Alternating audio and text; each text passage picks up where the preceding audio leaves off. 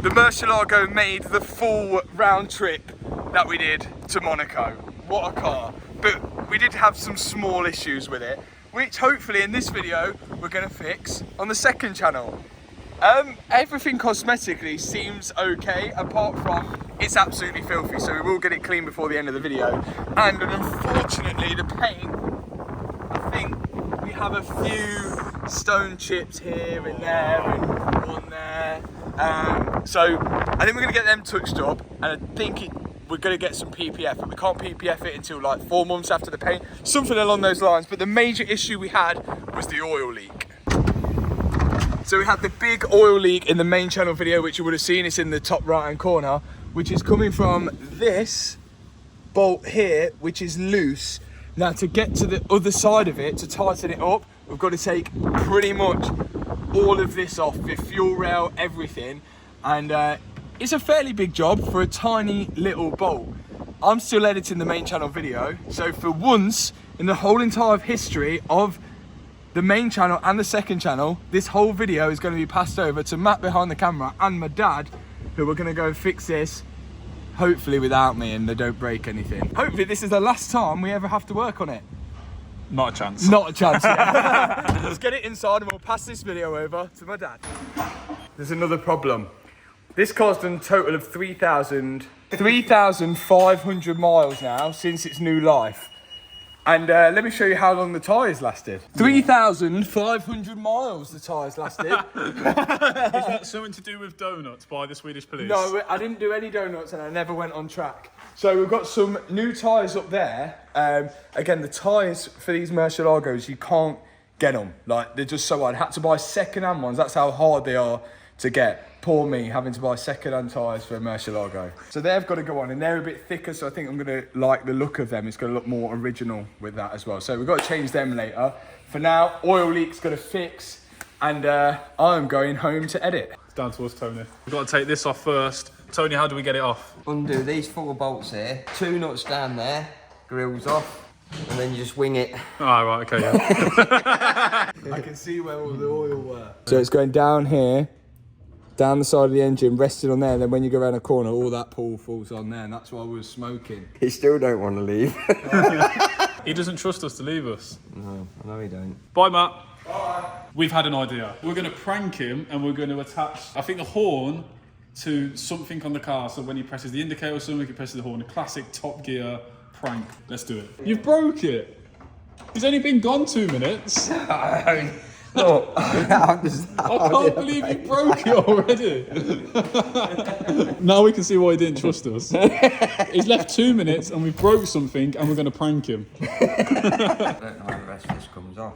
Oh, it's off. Now we've took that off, we can get to the indicator wires. So rather than focusing on the oil leak, that isn't very important. We need to focus on attaching the horn to the indicators.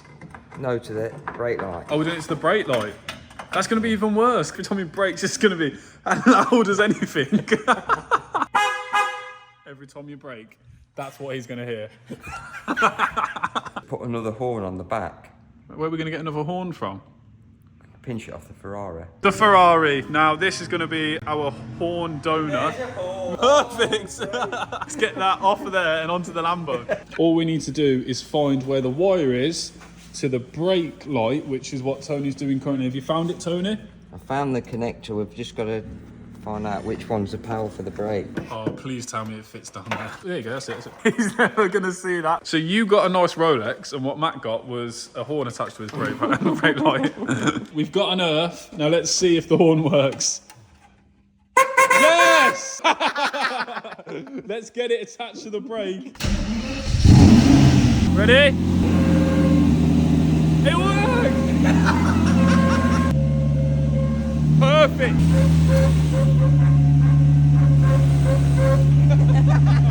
Let's do the job we're actually supposed to be doing. Engine cover is coming off. A few T30 bolts on the top.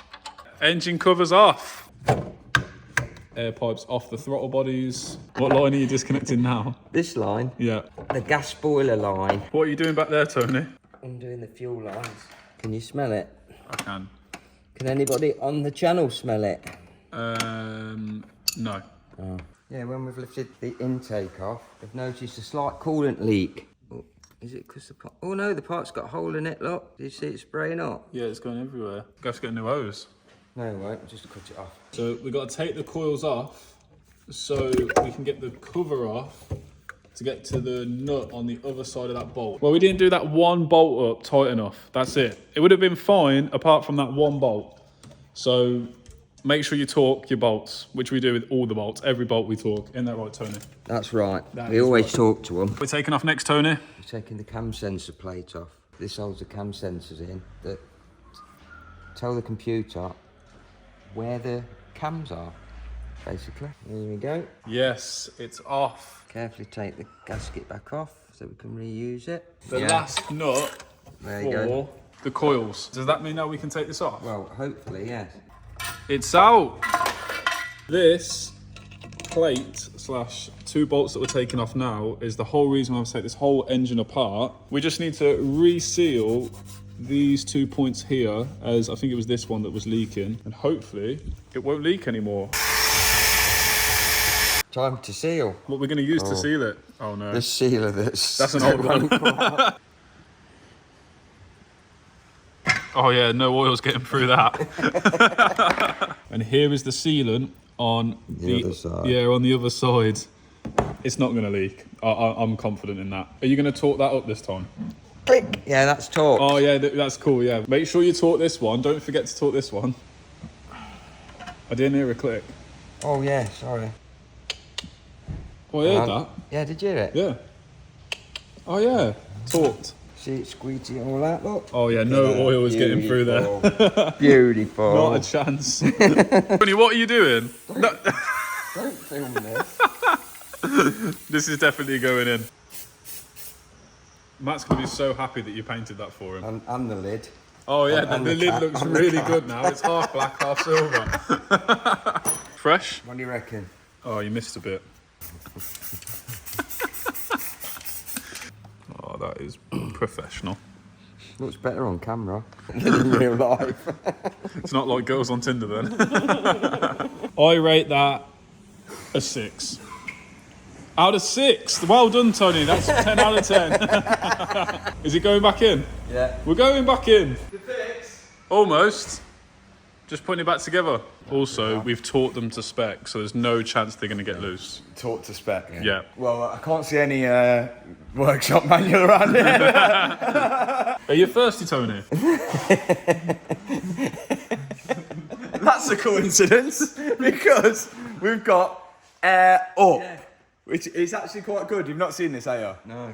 This is pretty good. So here, look, inside this is water, but this little aroma pod here, when I pop it up like that, that's pretty good. It don't taste like water. This one tastes like cherry. And just with these aroma pods here, you can make the water taste like flavoured water without compromising your health with sugar or fizzy drinks or anything like that. It literally tastes like cherry. And look at all the different flavours we've got. We've got sweet coconut, there's like blueberry, there's cola, there's pineapple. But because your smell can smell that, it's tricking your brain to think that you're actually drinking cherry water. Try some. Try some. Quite good, look, taste that. Did it taste like cherry? Yeah, it does taste like cherry, actually. I think it's quite good. It's perfect. Imagine if you're a kid going to school and you want to get your kid to drink more water, or you just trying to drink more water in yourself, but you don't like the plain, boring taste. This is perfect for it. And when I pop it back down, I can put the lid back on and save my cherry water for later. I think that's pretty good and a pretty good product. So I'm going to be definitely keeping that on top of my toolbox there. And you guys can get yourself some air up, and with plenty of different flavours on it as well, with the link in the description box below. Try it and let me know how you get on. But I think it's really good and a really clever idea for drinking more water. What are we doing next? We're putting this back together. One of the seals is missing. Why have you lost the seal? It's dropped off in there somewhere. Oh no. Do you know what's actually, I've just thought was quite good about this as well? What's good about Do you know if I spilt it, it's not going to make a sticky mess? Because I keep thinking I was going to dribble it for just humour, but I was like, oh, I don't want to get cherry water everywhere, but it's actually just water, so I can dribble it.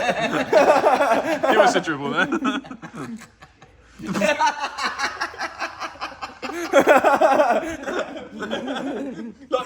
This actually tastes like cherry, but mental. There's two gone, look. See? The rubber's on the top, look. Oh. My dad's lost an O-ring.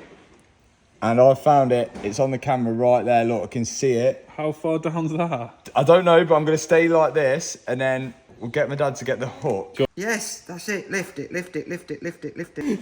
It's coming. Woo! Everything is going back in the engine bay and built back up, ready so we can test it on the road. In 3, 2, 1. I can't even click. Can you click?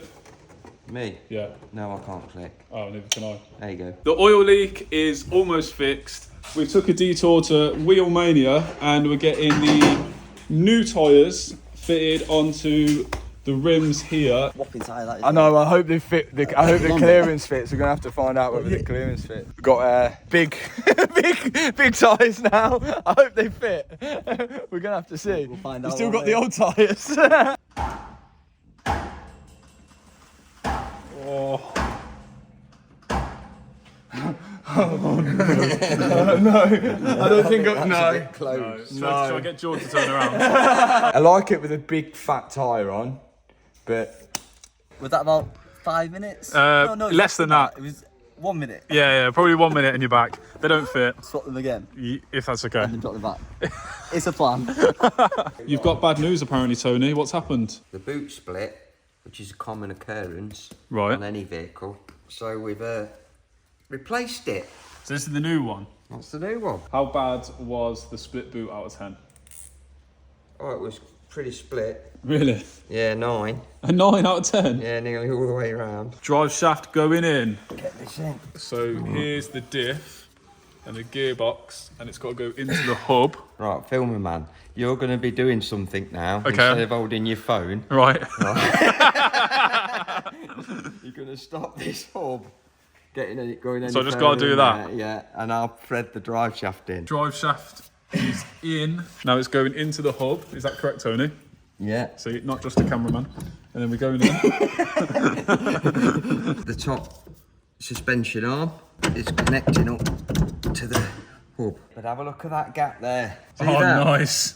That's just spaced out with washers. I feel like I'm watching a live episode of Wheeler Dealers here. Is it Wheeler Dealers? What's the one with Mike Brewer on? You can't mention other people in my video. This is my video. All right, sorry. Right, Mike Brewer. I mean, Tony Armstrong.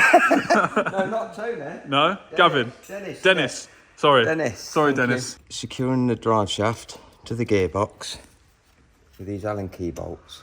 Now you can get the camera off me and come back when it's done. All right, okay, yeah, Okay, right. you See you can later. go. finally the wheels have been fixed after the curbing of the concierge. Still haven't been paid for it yet though, but Wheel Mania have sorted out doing the wheels, so fully refurbed. And we've gone for Michelin's, not Pirelli's, because they were terrible. But good news for the Aston. We're putting the original wheels back on with the original tyres. Oh!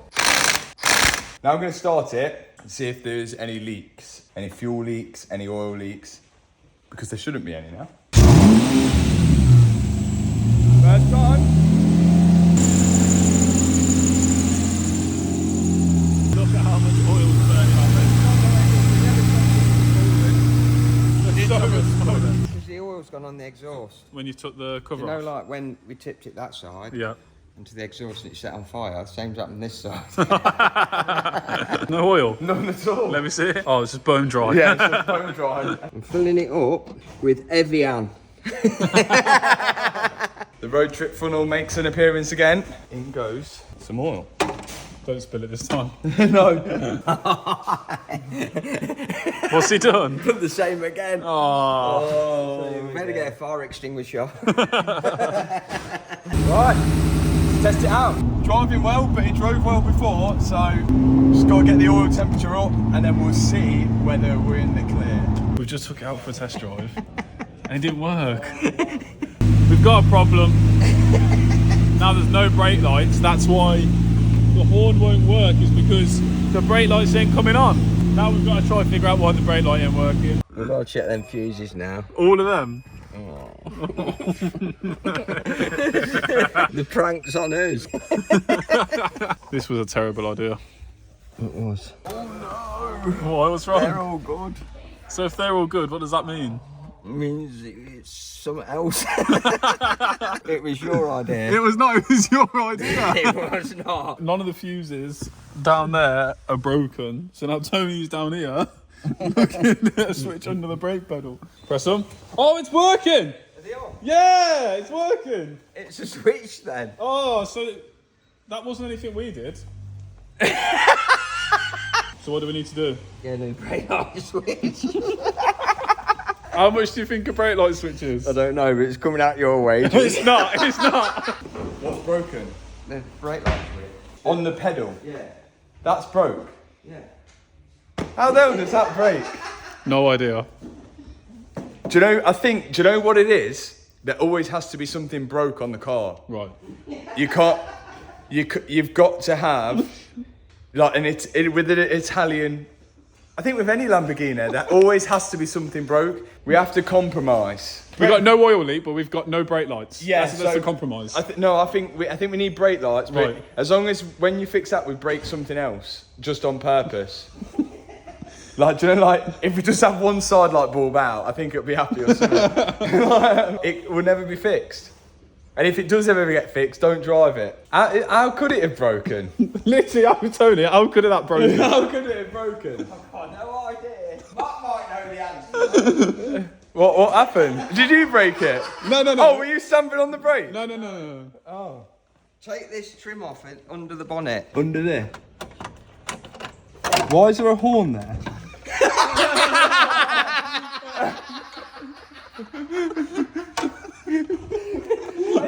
I don't know why there's a horn to do there. with me. Wow. So that's why it's broke, the brake switch. Maybe, yeah. Because the brake switch don't sell 12 volts, as I found out when I did this to Chris. Should we see how much a brake switch is? How much did this cost? Brake light switch, manual, 3347. Oh, that's not too bad. I wonder what else is broke from doing that. £35 later, money out of Matt's wages. And we're plugging it in. Are the lights on? Have a look. Let me see. Yep, lights are on. Off. Yep. Yes. Can we agree not to prank Matt again? Yeah. Yeah. We learned that lesson. It seems all good. All that's left to do is clean it back up, put all the engine covers back on, and PPF the car, this paint. But yeah, thanks so much for watching this video. If you've enjoyed it, hit the subscribe button, hit the thumbs up button. I'll see you back over on the main channel where we've got to continue the McLaren. Could be your alpha, could be your Romeo. Tell them boys back up, I ain't going nowhere. I'ma for that back up, put it on your story so all your friends see it, everyone can see it.